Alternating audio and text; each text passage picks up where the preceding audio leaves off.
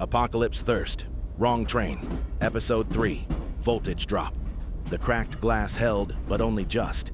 Fractures crawled outward from the imprint of James Khalil's hand, branching into thin white veins that caught the red emergency light and turned it into something surgical, something precise and cold. Sarah stood with her finger pressed to the intercom, her breath shallow but controlled, while behind her, Marcus and Riley held their positions in a geometry of defense that felt increasingly fragile with every second the window groaned under strain. On the other side, James did not move. The creatures around him shifted, restless, their bodies twitching with uneven pulses of electrical discharge, but they gave him space, orbiting his stillness like debris around a fixed point. His eyes remained locked on Sarah, patient in a way that felt wrong, as if time no longer applied to him in the same way it did to them. Sarah forced her voice through the tightness in her throat, steadying it against the tremor in her hands. "You said you wanted to talk. So talk." The intercom crackled, distorting the first breath he drew. When he spoke, the words came measured, each one shaped with visible effort. "I don't have much time. Not in the way you understand it." The fractures in the glass deepened, a faint ticking sound accompanying their spread. Marcus tracked it without looking, his attention split between the structural integrity of the barrier and the man beyond it who was no longer entirely a man. His rifle remained raised, sight hovering over James's chest, waiting for the moment when patience would no longer be an option. James's head tilted slightly, a ghost of the mannerism he must have carried when he was still fully human. "The infection is changing. It always was. You saw the early data, Sarah. Neural retention, behavioral adaptation. But the degradation continues beneath that." A faint arc of blue-white energy traced along his forearm, curling toward the glass as if drawn to it. "I can feel it accelerating. Weeks, maybe. Days if the progression spikes again. Every hour I lose something. A memory, a word. The shape of your face when you used to laugh at my presentations." Sarah's jaw tightened, her eyes searching his face for something familiar beneath the ruin. The specificity of that detail, her laugh, his presentations, cut deeper than any plea could have. "And you think Haven Point can stop it?" "I know they can try," he replied. "Sublevel Omega has equipment you never authorized for this program. Deep neuroelectric mapping, cellular regeneration trials. They're not trying to cure the infection, they're trying to perfect it." Riley shifted their stance, weight rolling from heel to toe as they absorbed the implication. "Weaponize it," they said quietly. "Turn you into something they can control." James's gaze flicked toward them for the first time, a brief acknowledgement. "Not just me. All of them. All of us." Marcus's voice cut through the exchange, low and edged with skepticism. "You released the containment subjects. You broke this train open. People died because of that." A flicker passed through James's expression, something that might have been regret or simply a recalculation of thought. "They were already dead," he said. "The moment this train left Atlanta, their fate was sealed. Disposal, evidence removal. You've seen the manifests. I gave them purpose in their final hours. A chance to mean something beyond incineration statistics." Marcus didn't lower the rifle. "And now you want us to trust you."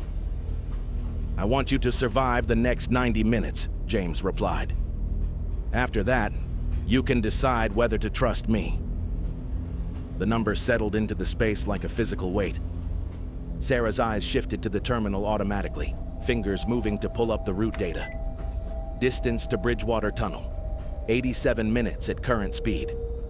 The number glowed on the screen, a countdown they hadn't yet acknowledged aloud.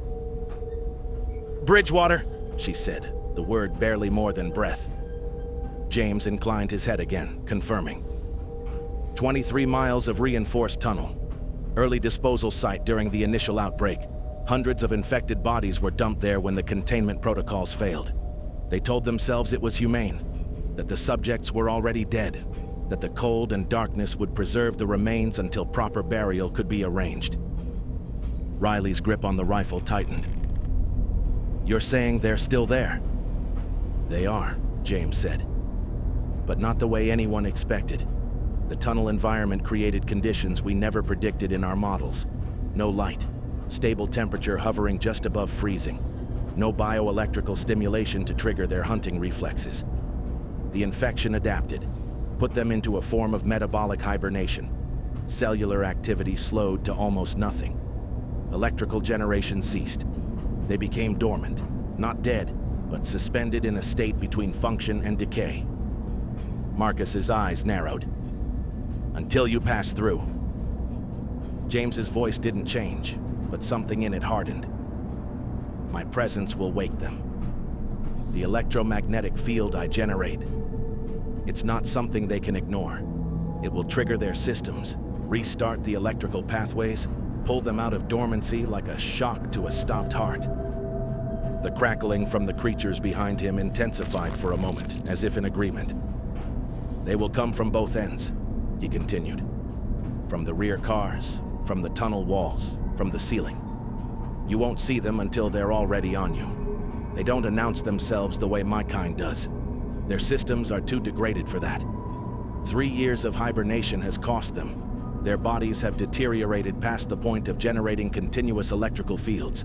They only discharge at the moment of contact. One violent burst, then nothing again until the next strike. Silence pressed in around the three of them. Riley did the math first, their voice flat with the weight of it. 2 fronts, limited ammunition, no visibility. Marcus didn't need to be told the outcome. He saw it already, mapped in his mind with brutal clarity. We don't make it 15 minutes. With me, James said, you might. The word might hung there, fragile and insufficient. Sarah swallowed, forcing her focus back to the present, to the choices narrowing in front of them. And what do you get out of this? She asked. You help us survive the tunnel, and then what? James's eyes returned to her fully. Then you help me finish what we started. Her breath caught. You've been reading the Haven Point files, he said. You know what Sublevel Omega is doing. You know what they'll do to me if I arrive there as I am. And you know what they'll do to anyone who tries to expose it. Sarah's hands trembled slightly as she brought up another set of files, encrypted logs cascading across the screen. I stayed for this, she admitted, the words pulled from somewhere deep and painful. The terminals here contain everything. Acquisition logs, experiment protocols, mortality rates. They're still running trials, James. Still bringing in subjects. Still telling them it's voluntary when the alternative is execution or exile into the zones. Riley's gaze flicked to the data, then back to Sarah. And you think we can get that out? I know we can, she said, a thread of something new in her voice. Not hope. Something harder. If we can transmit it the moment we regain surface signal, every emergency frequency, every civilian band, live feed, they won't be able to bury it. Marcus shook his head once, sharp. Terminal protocol. The words cut through the fragile plan with surgical precision. They'll see the broadcast, he continued. Flag the train as compromised. Detonate Car 12 before we get within a mile of the facility. End of story. Sarah's fingers stilled over the console. For a moment, the old paralysis threatened to take hold again, the weight of her own design closing in around her. Then she pushed through it. Not if we're already transmitting when we come out of the tunnel, she said, the idea forming as she spoke it. Auto broadcast. No delay. The moment we have signal, the data goes out. Live. Visible. Tens of thousands of civilians on open channels. Riley frowned, working through the implications. They'd still have the option to detonate. They would, Sarah agreed. But they'd have to do it in front of everyone. Not as a contained incident, not as a quiet failure, as a visible execution. War crimes evidence streaming live while they blow us apart on camera. Marcus considered that, the tactical layers shifting under the new variable. Public optics. They can't afford that, Sarah said. Not with what's in these files. Not with their entire legitimacy built on being humanity's protectors. The train shuddered slightly as it shifted onto a new section of track, the vibration rippling through the floor beneath their feet. James watched them, silent now, waiting for the conclusion they were circling. Riley exhaled slowly. We're betting everything on them choosing not to kill us in front of an audience. Marcus's jaw tightened. We're already betting everything on not dying in a tunnel full of things we can't see. A beat passed. Then he lowered the rifle just a fraction. Fine, he said. We do it your way. But the moment this goes sideways, it will, Riley muttered. Marcus ignored that. We fall back to containment, no hesitation. Sarah nodded, relief and dread intertwining in her chest. Agreed. On the other side of the glass, James's expression didn't change, but something in his posture eased, a subtle shift that suggested acknowledgement. Thank you, Sarah, for giving me the chance to die as something more than a monster. The words carried a finality that made her throat tighten. The tunnel is less than 90 minutes away, he continued. We need to prepare. The next stretch of time fractured into focused motion. James turned, issuing silent commands to the creatures behind him through subtle shifts in his electrical field. They responded immediately, peeling away from the observation window and moving toward the rear of the train in coordinated patterns that were almost disciplined, almost military in their precision. Sarah moved to her terminal, hands steady now as she configured the transmission protocol, layering redundancies, compressing data into a 90-second burst that would carry everything she had uncovered. The screens glowed with lines of code and classified files, the evidence of years of hidden work distilled into something that might finally be seen. Marcus and Riley worked the space, reinforcing barricades, repositioning tables, checking the placement of flares and the integrity of the electrical traps Sarah had rigged. Marcus counted rounds again, the number settling into his mind like a ticking clock. 17 between them, no resupply, no margin for error. The fractured window was reinforced with whatever they could find, metal shelving bolted and wedged into place, a temporary solution against an inevitable failure. Outside, the landscape shifted. The last traces of open sky gave way to the looming shape of the tunnel entrance, a black wound cut into the earth. The train's headlights illuminated its edge, revealing wet stone slick with condensation, streaks of dark residue clinging to the walls like old scars. Rust-colored water seeped from cracks in the concrete, pooling on the tracks in shallow depressions that reflected the dying daylight. As they crossed the threshold, the light vanished. Darkness swallowed them whole.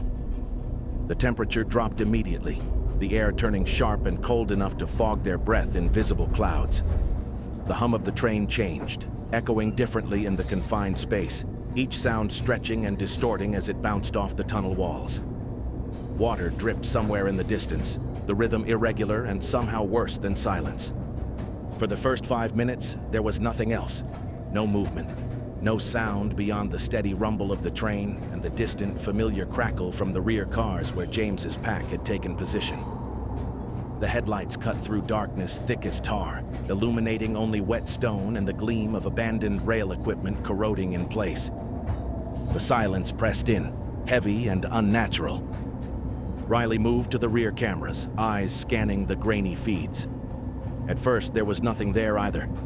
Just darkness broken by the train's internal lighting, the faint shapes of James's pack positioned in defensive formations across cars 8, 9, and 10. Then something shifted. Not behind, above.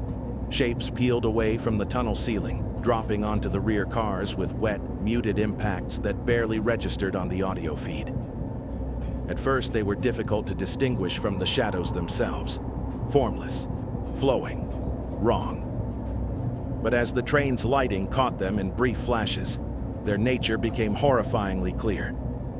These were not the crackling predators they had seen before. These things had been human once, but 3 years of hibernation in absolute cold had transformed them into something that belonged more to geology than biology.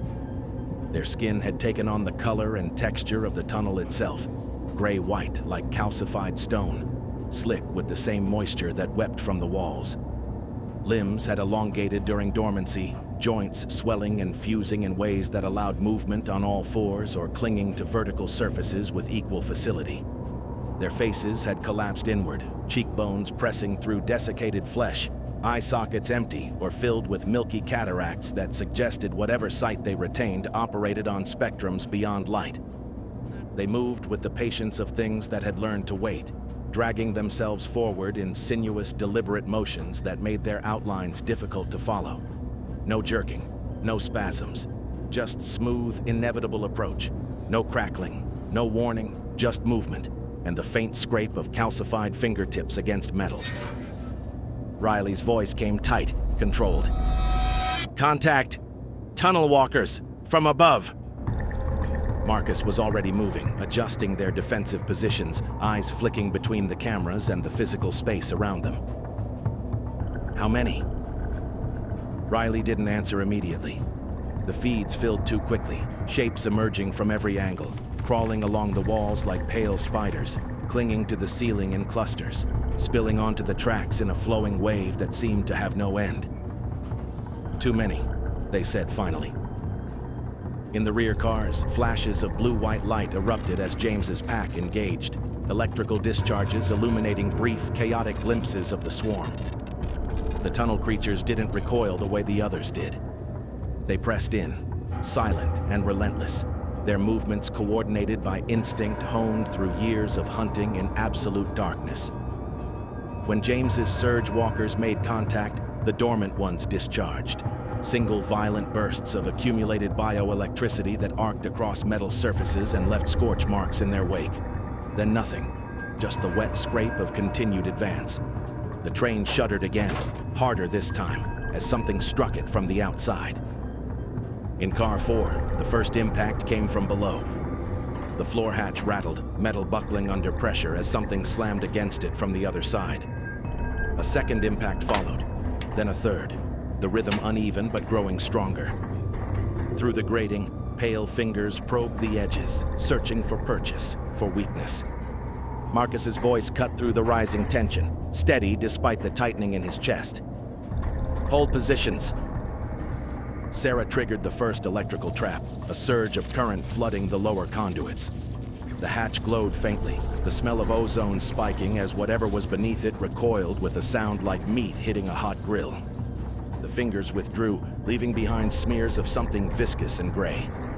It bought them seconds. Another impact hit the reinforced window, the metal shelving groaning as the force transferred through it. Fine dust drifted from the ceiling, shaken loose by the cumulative strain.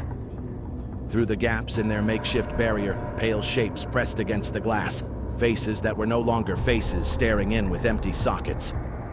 Marcus fired into the darkness beyond the barricade, the muzzle flash briefly illuminating shapes that shouldn't have been able to move the way they did.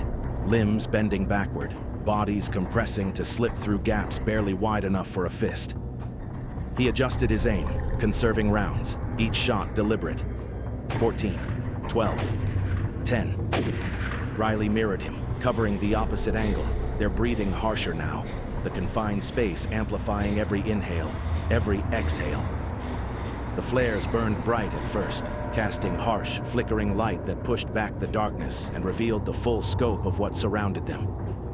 Dozens of the creatures clinging to every surface, moving with synchronized patience, waiting for the light to fail. But one by one, the flares began to dim, their lifespans measured in minutes they didn't have to spare. Sound took over where sight failed, metal tearing somewhere beyond the barricade, the scrape of calcified bone against steel, the dull thud of bodies hitting the sides of the car over and over, testing, probing. And beneath it all, a sound like breathing, wet and rhythmic, the collective exhalation of things that had learned to conserve every molecule of oxygen during their long sleep. Marcus counted under his breath. 9 rounds. 7. 5. Each number a step closer to nothing. At the terminal, Sarah's fingers flew across the keys, finalizing the transmission buffer, locking in the data that might outlive them. Her eyes flicked to the timer, tracking their progress through the tunnel, the distance still remaining. 18 miles. 17. The numbers descended with agonizing slowness. In the rear cameras, the light began to falter. Riley leaned closer, squinting through the interference as the feeds filled with movement. The flashes of James's electrical field grew erratic, the patterns breaking down under the pressure of the swarm. His pack fought with desperate coordination, but the tunnel creatures were endless, pouring from fissures in the walls, dropping from heights that should have shattered their bones but left them intact and advancing. James himself remained visible at the center, his electrical field pulsing in waves that pushed back the immediate press but couldn't stop the larger tide. His movements were still controlled, still purposeful, but slowing. Riley could see it even through the degraded feed, the way his discharges came a fraction slower, the way his posture shifted from commanding to defensive. "He's losing ground," Riley said, the words tight with something they didn't have time to name. On the screen, James's form was barely visible now, surrounded by a mass of shifting pale bodies that pressed in from every direction. His electrical field flared once, bright and violent, clearing a circle around him, then dimmed, flickered. And in that moment of weakness, the tunnel swarm surged. They came from above and below simultaneously, dropping from the ceiling, rising from the floor grating, converging on him with the patience of predators who had waited 3 years and could wait 3 more seconds to ensure the kill. James's field flared again, desperate, uncontrolled, but there were too many. Pale hands closed around his arms, his legs, dragging him down beneath a tide of calcified flesh. The intercom crackled to life. For a moment, there was only static and the wet sounds of struggle. Then his voice emerged, weaker now, distorted almost beyond recognition, but carrying something new. Not fear, but urgency, edged with something that sounded impossibly like relief. "Sarah!" Her hand shot to the intercom, pressing the button with trembling fingers. "James, hold on. We can..." "No," he cut her off, the word firm despite the degradation eating at his voice. "Listen, the override. I lied to you. Not about the terminal protocol, that's real, but there's another layer, a second authorization protocol buried in the system architecture." On the screen, the mass of bodies covering him pulsed with electrical discharge, his and theirs merging into something bright and terrible. "My biometric signature," he continued, each word coming harder than the last. "From when I helped design this train, it's still in the system, still recognized. It can bypass certain functions without triggering the detonation sequence." Sarah's eyes widened, her mind already racing through the implications. "James, what functions? What are you..." "You'll know when you need to," he said, and there was something in his voice now that cut through all the distortion, all the static, the tone he used to use in the lab when explaining something he knew she wouldn't want to hear but needed to understand. "Sarah, I need you to promise me something." The feed was failing, the image breaking into fragments, but his electrical signature remained visible, a guttering flame surrounded by darkness. "When this is over," he said, voice dropping to barely above a whisper, "when you get to Haven Point and they ask you what happened here, tell them I chose this. That in the end, I got to decide what I became. That matters. It has to matter." Sarah's throat closed around words that wouldn't come, tears cutting clean lines through the grime on her face. "I remember now," James continued, and his voice carried a strange lightness, as if a weight was lifting even as everything else collapsed. "What you looked like when you laughed, the way you'd pull your hair back when you were concentrating, the sound of your voice saying my name before all of this. I'm holding on to that. It's enough." The electrical signature on the screen pulsed once more, bright, deliberate, controlled. Then the feed dissolved into static. Marcus didn't hesitate. "He's gone," he said, the conclusion delivered with the blunt certainty of experience. "We seal the rear cars, emergency separation, cut them loose with the swarm." His hand moved toward the control panel, already calculating the sequence, the timing, the distance they needed to clear. "Wait," Sarah said, her voice thin but urgent. Her eyes were locked on her terminal, the color draining from her face as new data populated the screen. That's not... She swallowed, forcing the words out. That's not a death signal. Marcus's hand hovered over the controls. What are you seeing? Sarah's fingers trembled as she pointed to the display. A new line had appeared in the system logs, something buried deep in the architecture of the train's protocols. Authorization codes cascading across the screen, unlocking systems that shouldn't have been accessible, shouldn't have been active. His biosignature, she said. It's still active. It just triggered something. Riley tore their gaze from the cameras, looking to the terminal. Triggered what? Sarah's voice dropped to a whisper. Car 11. The words hung there, heavy with implication. Project Lazarus. The system log continued to scroll, lines of authorization and activation cascading across the screen. Somewhere behind them, beyond the barricades and the reinforced doors, a new sound began to rise. Not the wet scrape of the swarm. Not the crackle of electrical discharge. Something mechanical. Hydraulics engaging. Heavy locks disengaging in sequence. Measured. Deliberate. Purposeful. The train carried them deeper into the tunnel. Into the dark. As whatever lay in Car 11, whatever James's final act had awakened, began to stir.